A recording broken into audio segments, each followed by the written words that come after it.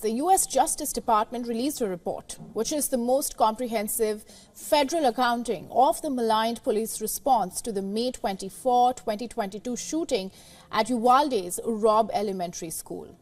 Now, the report identifies cascading failures in law enforcement's handling of the massacre. It says that more than a dozen officers waited for over an hour outside classrooms where the shooting was taking place and did nothing as children lay dead or dying inside.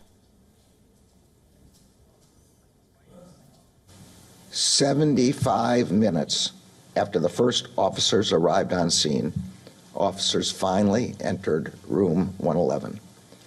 The subject engaged the entry team with gunfire, and the officers responded with fire.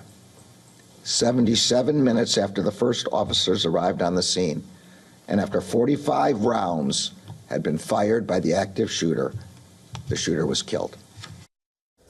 Now, the report further said that the police repeatedly communicated inaccurate information to grieving families. Family members of the victims hope that the report will help in finding the government accountable for the delayed police response.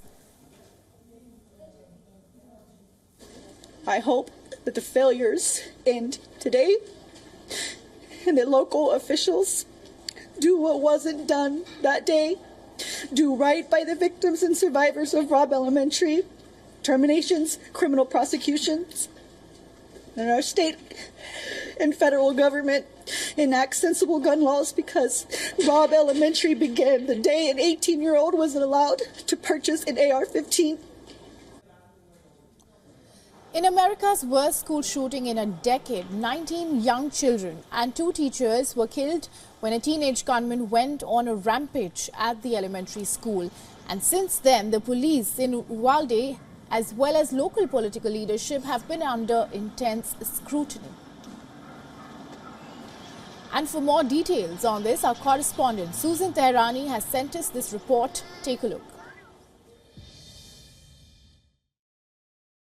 The delay in confronting the gunman meant that the 19 children and 2 teachers who were fatally shot did not receive immediate medical care. 1 teacher and at least 1 student who were seriously injured but found alive in classrooms later died on their way to the hospital. 17 other children were injured but survived. The question of whether, if swifter action was taken, more lives would have been saved continues to haunt the community in Uvalde. And 2 years on, even with this comprehensive investigation, there are no answers to the frustration of the victims' families. However, the most comprehensive bipartisan gun legislation in decades was passed on Capitol Hill. The New York Times talked to a grandfather whose 10-year-old grandson, Javier, died on that day, but he died on his way to the hospital, which was 40 miles away from that school. He said that they dropped the ball every step of the way.